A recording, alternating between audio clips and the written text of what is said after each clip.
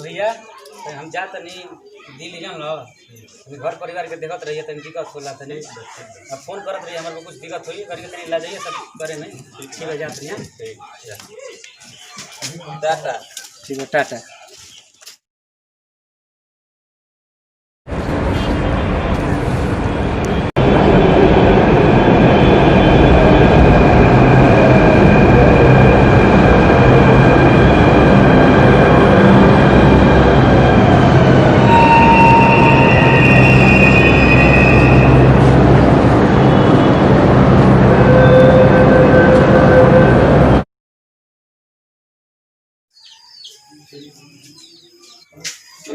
राम लखन के चिट्ठी आई बा पहले इनके के दे दी मनी ऑर्डर आइल बा।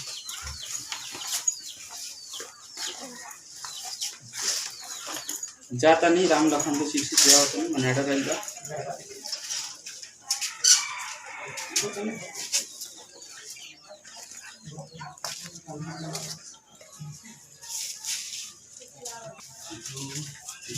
चार पाँच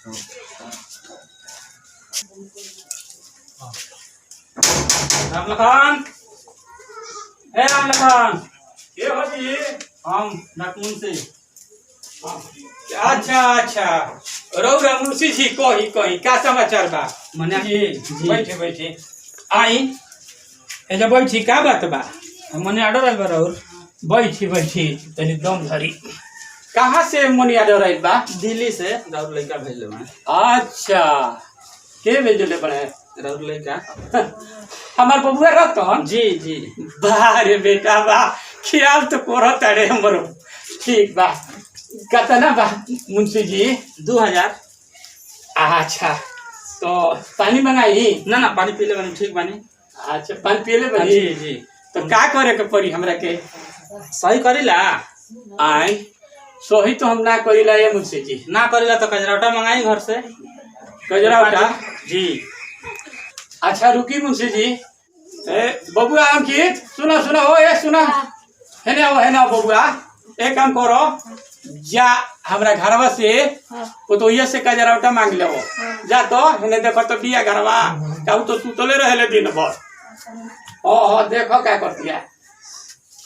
अभी तक तो आई ना देखो तनी का करते रही सुतल बड़ी ही का करते रही देखी बोलाई हमारा लेट होता और जाके बाद दूसरा जगह। अच्छा आगू लागू रही रुक जाए आओ हो अली भाई क्या आगू कजरा उठा ए काई थी कोई हट दो ई कजरा उठा पैसा आई बा मुंशी जी आई बन लेके पैसा आइल बा जी हमार आई बा हमर बबुआ रतन भेजले बा रउआ के बानी हम डॉक्यूमेंट से हैं राउर मरद भेजले बानी दिल्ली से पैसा केकरा खाते राम लखन जी के नाम से आइल बा। ना ना पैसा मुंशी जी पैसा हमरा के हमार लड़का रतन भेजले बड़ुआ दिल्ली से बड़ा ख्याल करला दी तो कतना नहीं ठेपा ए रुके ए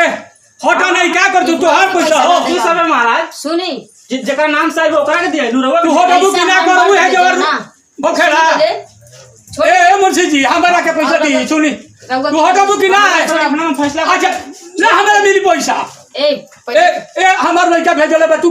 हटाबू कि ना तू काहे जीत कइले बारू बुढ़ऊ चुपचाप बैठ जा का तू तोहरे दवाई किने के हम गइले रहनी है फोन से हम अपने मरद के भेजे अपने जान को तोहरे मत है हमार लड़का भेजले बा तोहरे मत बाड़ है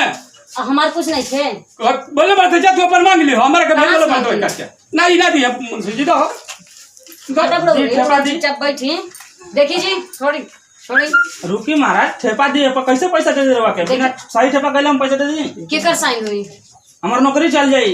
कैसे चल जाई ठेपा दी ठेपा करी ला रहुआ तोहर छेपा लागी पहले तू हुआई बारू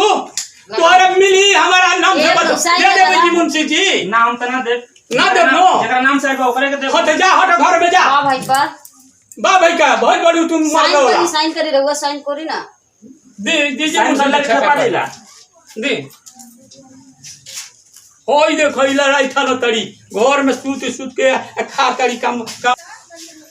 हाँ दी मुंशी जी ठीक बन पैसा हाँ पैसा ठीक बा मिला ली अच्छा रहुआ ठीक बा मिला ले तनी हम हो चल ठीक बा ए ई का करता रू पैसा बा हो दन ई का करबू एक लोग बैठा थोड़ा देखी तोहार हो हमारा नाम से दवाई कर क्या ई कहाँ जाता रो और तुम लोन आया मुंशी जी देखो तो तू हमारे का पैसा दो बापू अब हम पैसा दे देने रहुआ साले अपन समझी जा अरे अब हम जा। चलने हमें ड्यूटी पूरा हो गई केवनो लोई क्या भेजे वसी हमार केवनो लेके चल गई मुंशी जी रौरा बड़ा गलती कैले बने हम रौरा पर कंप्लेन करो हे भगवान कैसे हम जियो लड़का भेजलस पैसा आ दवाई किन के आई लेके भाग गई कैसन जबरदस्त आदमी होला जा इंसाफ तो भगवाने करी है ठीक है बजा तारी इनका के जा तू जो करो तो घर में तो ठीक है बा